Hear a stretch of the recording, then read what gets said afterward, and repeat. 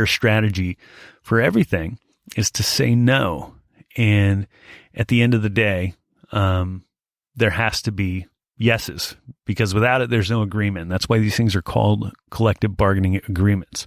They're not called collective bargaining disagreements. So saying no will only get you so far. But anybody who's ever had to actually get elected and represent members and negotiate a contract knows this, except for all these TDU cats. And so it's easy to bitch about something you don't have to do. So I'll leave it at that. I want to get to the Sean O'Brien talking about TDU piece. And, first, I'd like to do it like I've done these statements and just pause it and play it, but I'm not. I'm going to run the whole thing, and then we'll talk about it. So here it is. Having our members here today, this is very important. Joe Barros is probably one of my closest allies in Teamsters Joint Council 10. Local 251 and Local 25 have had a long-standing relationship where we support each other through the good and the bad. And, a lot of people will take a position, we're not going to get involved in another local's politics. That's not an option at this point in time. Because if you allow TDU to infiltrate this local union, you're going to see many things happen. You're going to see the local financially get ruined. You're going to see representation go down the tubes. And you're going to see the demise of Local 251. Now, anybody from TDU always has an answer to a problem after the fact. They never have a solution to that problem. Now, you look at the opposing slate, to Joe's point. They never negotiated a contract. Is that who you want to represent you? They never sat on agreements. That's not who I want representing me. You've got proven leadership in Local 251. But the big picture is, what is going to happen 10 years down the road, 15 years down the road, where our children are going to become members, or our family members, the next generation is going to be coming up. Do you want to leave that legacy to a bunch of people that their only intention, nationwide and locally now, is to tear down the Teamsters Union, and we cannot allow that to happen.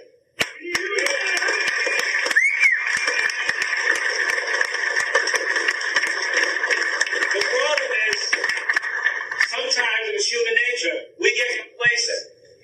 We get complacent where we don't want to put that stamp, click that box, put that stamp on the envelope and mail it in. This is the most important battle in New England. Nationwide, TDU is licking their chops, thinking that Local 251's membership is complacent and they're not going to vote. It's up to you to control your future.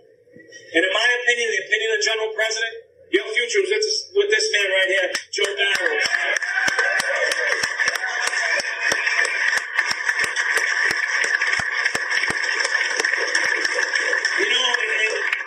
TDU's famous for saying how we're all brothers and sisters. We're all taking care of each other. And when this is over, we'll all be friends. I got news for you. Anybody takes on my friend Joe Barros and his team, the Local 251, they're going to have a major problem. They'll never be our friends. They need to be punished. Right. They need to be punished. They need to be held accountable for their actions, trying to divide and tear down this local. I want everybody to go into their workplaces Monday, united, telling them TDU sucks, go home, there's no place for it to be.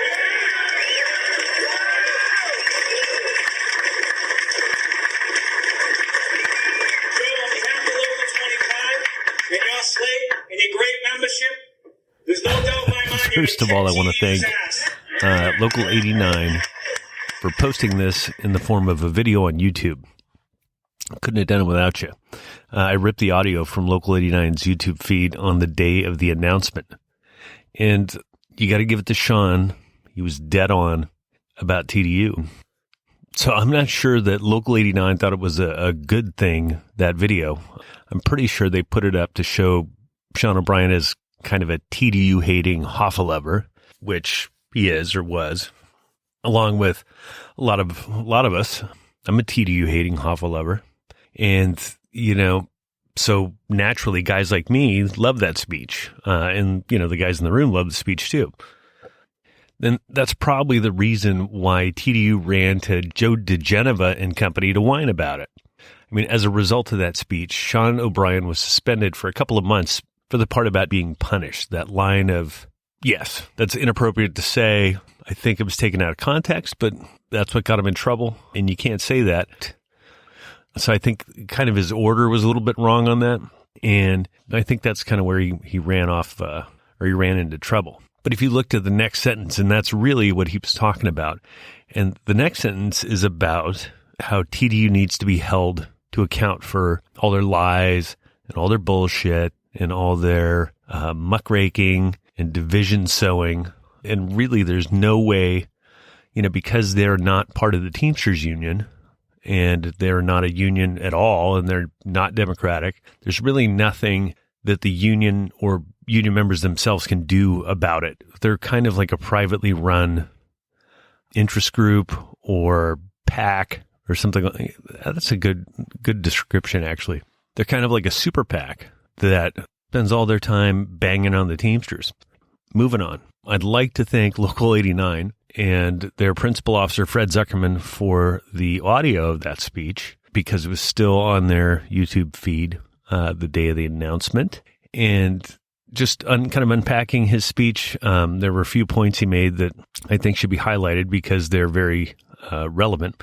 One was that the intention of TDU is to tear down the Teamsters.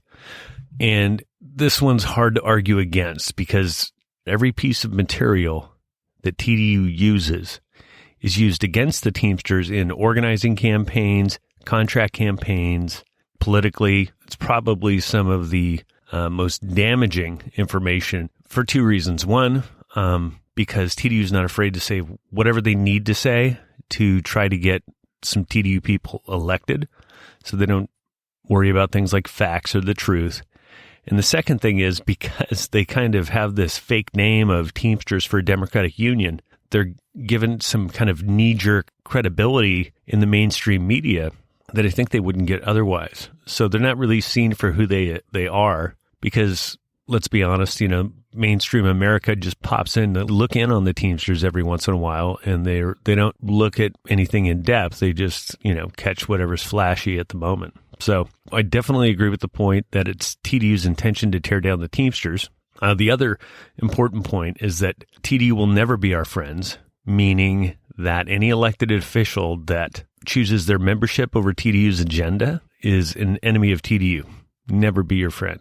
I don't know if that's changed for O'Brien or not, but he's definitely working with them. So maybe they're frenemies. I don't know. And as far as the need to be punished piece, the Teamsters involved with TDU should not be punished, but that TDU organization, it's specifically Ken Paff, should be held to account for every penny he's taken out of Teamster pockets by weakening and dividing the union. You can draw a straight line from the propaganda that TDU produces to contracts that aren't all they could have been, to jobs lost at UPS, and on and on and on. And, holding them accountable is nearly impossible, but we can certainly hope. So the last point I want to make about this whole thing is that like I've mentioned a couple of times, I find the timing of this announcement very suspicious, and it is. And I think there's only probably one or two reasons for it. The most likely is that they want to get out in front of the UPS contract. Well, let me back up. I think at TDU's behest, Sean O'Brien and Fred Zuckerman came out for Teamsters United now because they wanted to get out in front of the end game of the UPS contract. And that is very dangerous because what that means is that it greatly increases the risk of a strike at UPS, not over wages or benefits or retirement or working conditions, but over politics. TDU and Teamsters United have done this announcement solely for the purpose of playing politics with the members at UPS. That's my guess. Because there's no other reason to announce, probably the earliest in Teamster history, your intention to run for international office. They've announced before people have announced for the President of the United States, and that is a full year sooner than the Teamster election. So that's the bad news. The bad news is it looks like a greatly increased chance of a strike at UPS. So this is all I have for now. The UPS piece will probably merit its own episode, but for now, that's all I got. I'm out.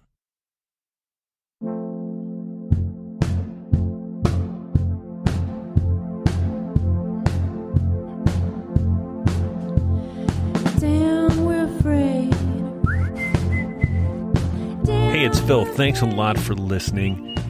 I want to give a special thanks to the Free Music Archive and to Jazar for the intro music and to Cowbells for the music you're listening to right now. You can subscribe to this podcast on iTunes, Stitcher, Google Play, TuneIn, and maybe iHeart. I'm working on it.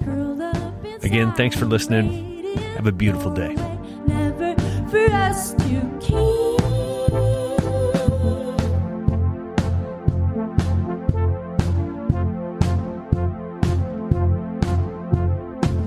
I almost saw the devil that you care for underneath my table, but on the turn. Getting the kids to practice on time. Remembering if it's your day to bring snacks. Making it to the game with a clean jersey. Why are simple things sometimes so complicated? Thankfully, with Auto Owners, insurance doesn't have to be one of them. Auto Owners works with independent agents who live in your community and answer when you call, so you can worry about more important things, like whether your kid is going to run toward first or third base. That's simple human sense. Ask your independent agent if Auto Owners makes sense for you. What can give you a competitive edge in today's red-hot housing market? Rocket can. That's because Rocket Mortgage can give you a verified approval. It could help your offer stand out, because when you find the perfect home, you don't want to lose it to anybody else. Rocket Technology provides a rock-solid verification of your income, assets, and credit, giving sellers and their agents greater confidence in you. We've already helped over 1 million clients just like you reach their home financing goals this year alone. So remember this, what can help you buy the home you really want? Rocket can. Go to rocketmortgage.com or call us today at 8338-ROCKET. That's rocketmortgage.com or call 8338-ROCKET. A verified approval is based on an underwriter's analysis of your individual financial information, appraisal, and title report. Call for cost information and conditions. Equal housing lender licensed in all 50 states and MLSConsumerAccess.org number 3030.